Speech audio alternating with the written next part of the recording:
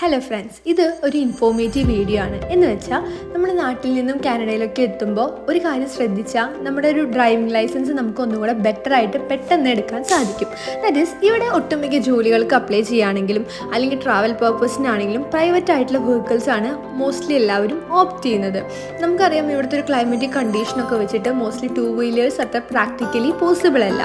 So that ഇവിടെ Ontario G drivers licence ആണ് ഇവിടെ മാൻഡേറ്ററി ആയിട്ട് ഉള്ളത്.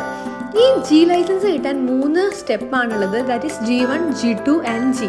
ഈ G1 എന്ന് പറയുന്നത് നമ്മുടെ നാട്ടിലെ ലേണേഴ്സ് ലൈസൻസ് പോലെ തന്നെയാണ്, കുറച്ച് ക്വസ്റ്റ്യൻ സിഗ്നൽസിനെ പറ്റിയിട്ടൊക്കെ. Next is G2.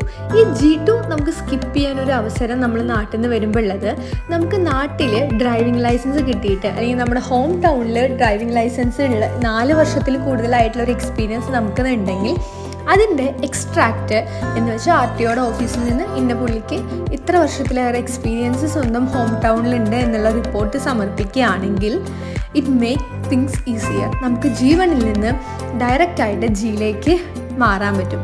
So that നമുക്ക് പെട്ടെന്ന് തന്നെ അധികം ടൈം വൈകാതെ നമുക്ക് G ലൈസൻസും ജോലിയിലേക്കൊക്കെ കയറാൻ പെട്ടെന്ന് സാധിക്കും.